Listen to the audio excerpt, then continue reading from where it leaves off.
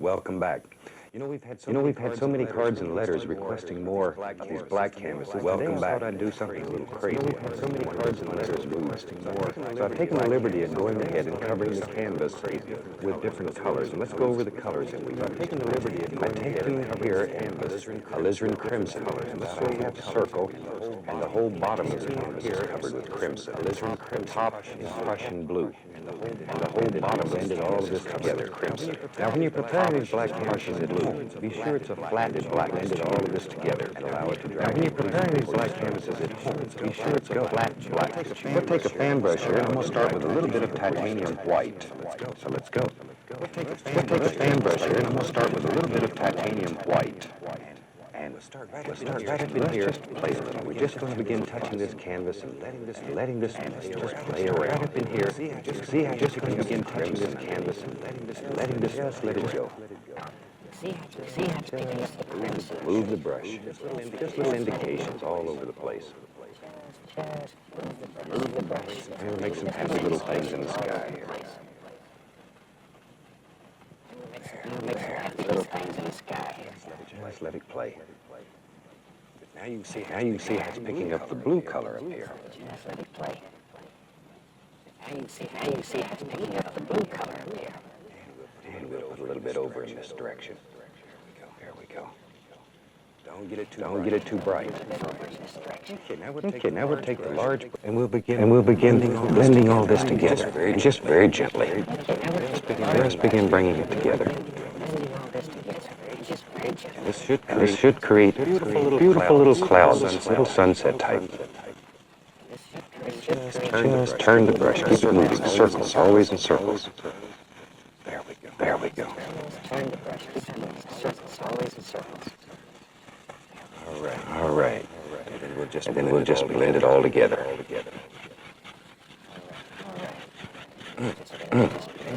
Unreal, these black canvases do. And that quickly, we made a beautiful little sunset sky. And when you're at home, let your imagination go crazy and use these black canvases to do a multitude of things. The only prerequisite is that the color that you apply here be a transparent color, so that when you put the lighter color on, it picks up and just boom, out it comes. All right. Thought maybe today we'd let's do a lazy little river. Clean the old brush here. That is fun. All right, let's take a 1-inch brush, and we'll use some alizarin crimson and Van Dyke brown. Just mix them on the brush.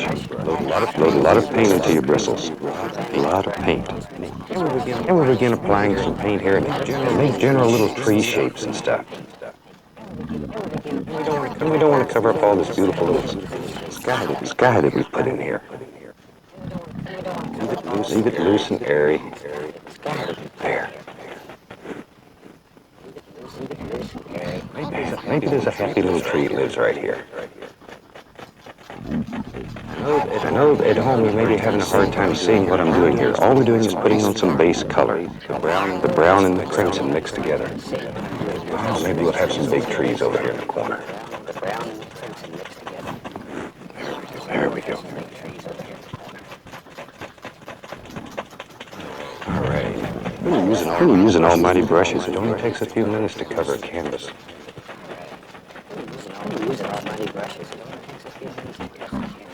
Okay, that gives us something to start with. Then we'll build some happy little reflections in there. I'm going to take just a little tiny bit of cad yellow on the large brush. Just a small amount. It's easy to add more color, but it's kind of going to take it away. Touch, go straight down. Touch, pull down. See, your yellow is mixing with the crimson that's underneath. You make some beautiful little colors. Look at that. Pull straight down. This is our light source. So right under that we want it to be a little bit brighter. Here we go. Very gently, go across. Just enough to give it a watery effect. And since this is wet on wet, you can move things. You can push that paint. Make these reflections bend. Okay. Now, let's begin highlighting some of these. Now, in reality, if you had a sky like this, you would have nothing but silhouettes. But when you buy your first tube of paint, you're issued an artist's license. An artist's license says you can do anything you want to do. So that's what we're going to do. I'm going to take a fan brush with a little bit of Van Dyke brown and burn umber, just mixed on the fan brush. We'll put a few little trunks here and there. And all we're going to do is touch and pull. If you wanted to highlight those all in one stroke, add a little bit of yellow on one side of the brush. Just a tiny bit.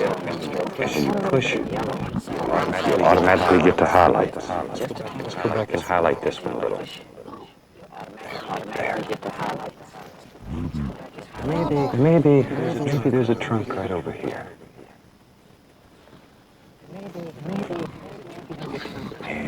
Let's have some big trunks up through these trees. Just here and there.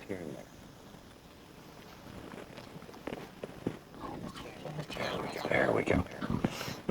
Okay. Now, I'm going to take a tiny little bit of magic white, just to thin the paint a small amount. And we'll go into a little bit of the cad yellow. Maybe a little more magic white. There.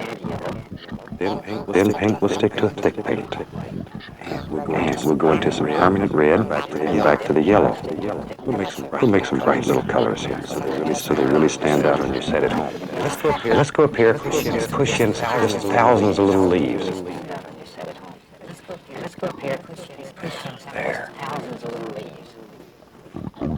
Now the colors we've used underneath, the alizarin, it mixes with the yellow. It doesn't destroy. You don't have to wash your brush quite so much. Let's go into a little bit of the umber color. There, a little bit of the umber mixed with yellow. Just to dull it down a slight bit. Come back in here. There. Begin putting little indications of little things all over the place. Maybe there's a little bit right there.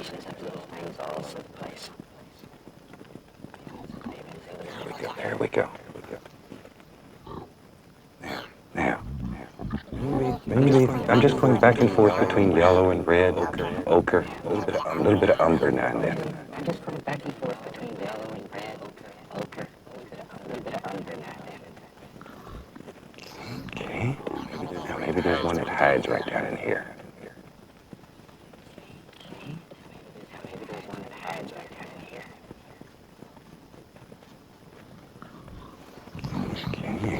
Beginning to see the river yet? Up the river, downhill. You got to get in the mood a little and have fun. It's a good thing I took a painting rather than singing.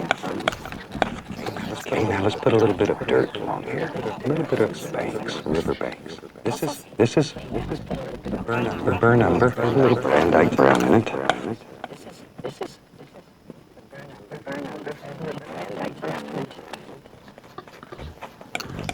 And I'm going to use a little bit of the yellow and burn umber mixed together to highlight this. Yellow and burn umber.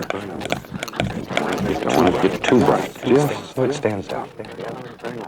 Just touch. Barely touch it. Just enough to allow the paint to pull off your knife. There we go.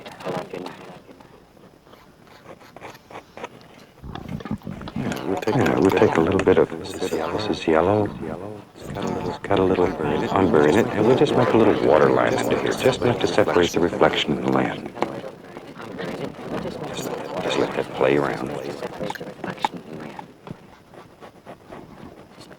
There we go.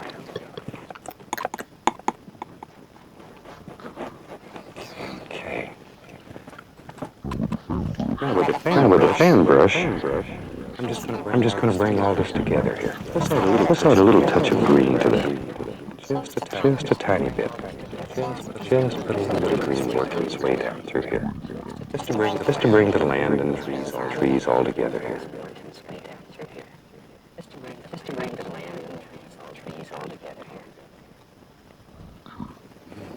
Okay. Now then. Let's take and we'll put a big bank coming right down through here.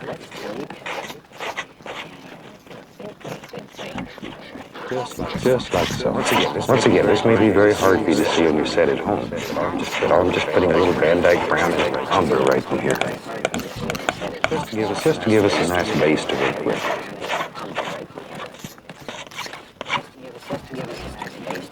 Okay. A little bit of water line underneath this one. Now then, let's take the large brush and pull it through some color. There we go. I want to add a tiny little bit of magic white to it, just to thin it a little bit. There. A little more permanent red. Load a lot of paint into the bristles here. And let's put some nice, airy, loose little leaves just around here. Just very quiet little things. Don't want to get them too many, just a few. Just for the lights running through here and playing and having fun.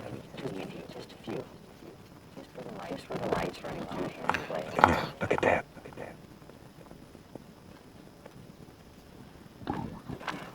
There we go. And it's important that you leave a lot of dark in these paintings. A tremendous amount of dark should be left. Add a little soft green to my yellow and red. Make a dark color. I'm going to put a little bit of highlight back in here, just at the bottom of these trees, but I don't want it to be real bright. Just enough to give the indication that there's a lot of little things happening back here. There we go. Like so.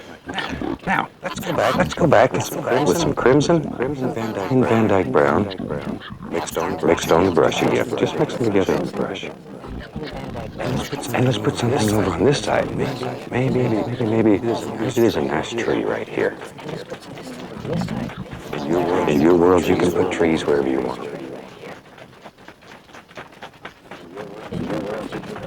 Ooh, I'd love to have my canoe and come down this river. When I'm at home in Alaska, we have a little canoe that we run through all the little rivers and stuff and take the camera and take pictures of all the animals. It's not unusual still in Alaska to come around a bend in a beautiful little river and see a little moose standing here. Little moose, a big moose. Especially when you're in a canoe and they're not. There. Just throw a few little trunk indications here and there. Now, I'll go back into some yellow, a little bit of permanent red. And we'll put a few little highlights on this tree. That's where you think a light would strike. Anytime you want to dull it, put a little bit of green with it, a little bit of sap green with it. That'll dull it right down. Because red and green mixed together make brown. Maybe a couple little bushes up in here. And then we need some land for that to stand on. I'll use a little bit of the Van Dyke brown, a little umber. Just lay some happy little ground in here. There we go. And then we can highlight that with the umber and yellow. Just enough so it stands out a little. There we are. This one over here is going to strengthen just a little. It's a little bit weak, so I'm going to strengthen it. There. A little bit of highlight on it.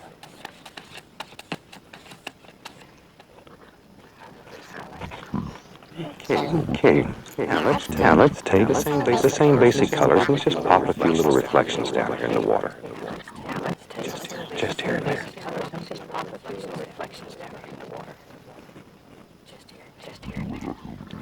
Maybe right out here on the end. Ooh, there's a fireball. That's bright when the light's striking. And we'll pop just a little bit of that down into the water. Now, with a clean, dry brush, I'm going to very gently pull downward. Just like so. And then come across. Just enough to give it a nice watery effect. Create a little reflection in the water. Okay. Let's take the fan brush. Some more of the sap green. There. And we'll bring all this together with some nice little grassy areas here. Just touch, and let the fan brush bend upward.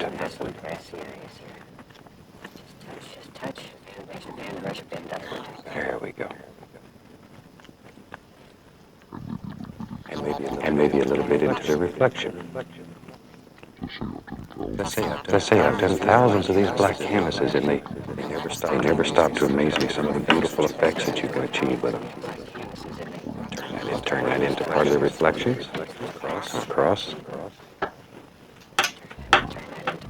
Right. Now we'll take the knife here. Let's put a little water line underneath this one here.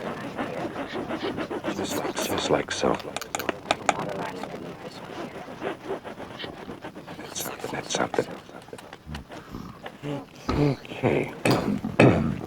Now with a clean knife, I'm just going to scratch a few little sticks here and there. Just little indications.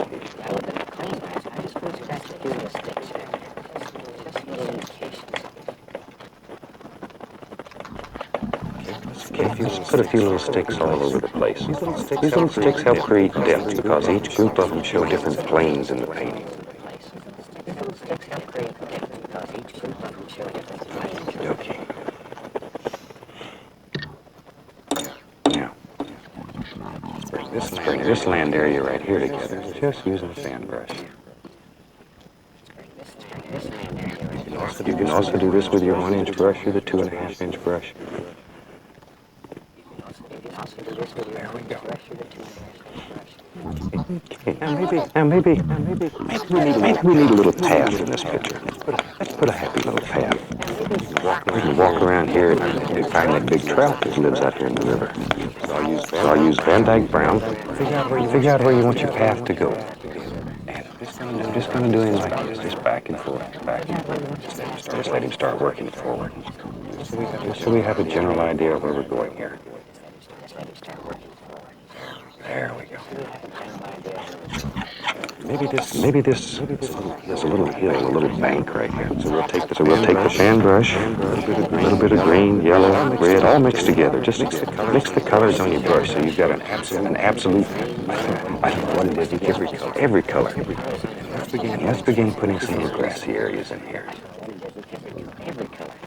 Oh, look at that. Climb right up the hill. Follow the lay of the land. You're tired of hearing me say that, but it's most important. There we go. Keep it quite dark. Don't let it get too bright on you. Okay. Maybe there's a couple of happy little bushes and trees that live right along in here somewhere. There he is. Right there. Just a happy little bush. And maybe there's another one right here. And these protrude up a little higher, so they'll catch a little more light. They'll be a little bit brighter. There. Okay, with a fan brush, bring this all back together again. Okay, let's use a little bit of the umber, some burn umber, and just put a little bit of highlight on our path. Let's let it play and have fun. Back barely touching the canvas. Just to create the illusion of a nice little path. And don't worry about these edges. We'll straighten those up in a second when we highlight. Now, back to the fan brush, and let's bring all this together. Let's start bringing it together. If you've just been exposed to this for the first time and you've tried it at home, that you never believed you could do such fantastic paintings yourself. Every day we hear from people that say, God, I've never painted in my life and I tried this and it works. It really works. There we go. Just bringing that together. Maybe over in here we'll bring this right on down, just like a nice little hill.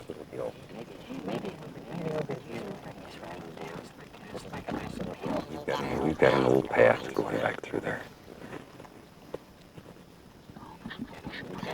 Just let it disappear.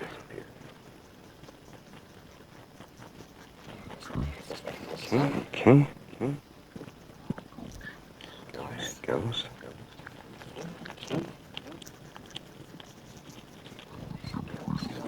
We begin to create our path.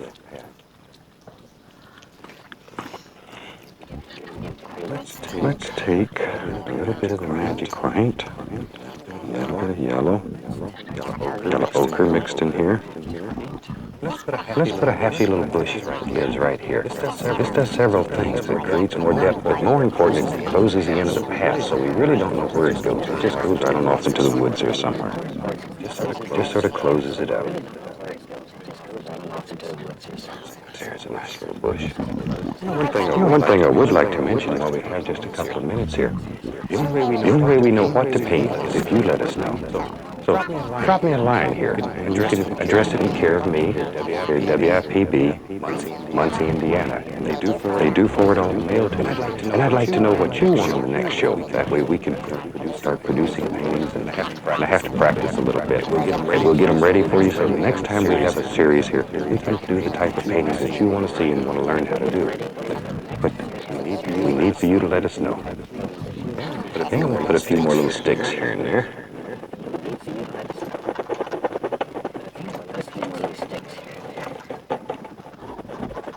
There we go. Just drop them in. And all you're doing is scratching through the paint and allowing the black canvas to show through.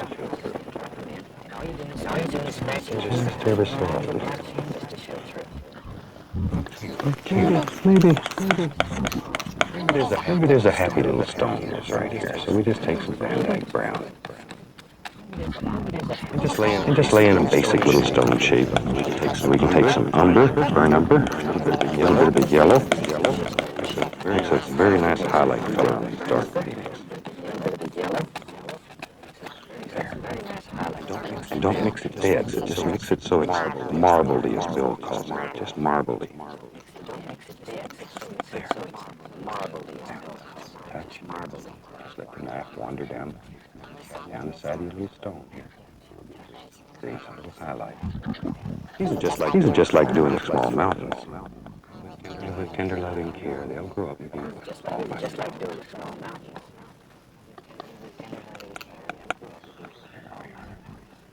A little bit of highlight right here on the top to just sort of bring that together. Now we need to take and put the rock into the painting. Right now it sort of floats above everything. So for the fan brush here, I'm just going to add a little color underneath, just so we sort of bring it together. Pull right together like that.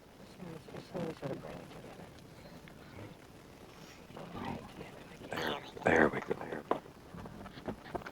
These little sticks and twigs and stuff like that. And when you're doing this at home, you have unlimited time. You could put all kinds of little details in here and just do fantastic things. Let's see here.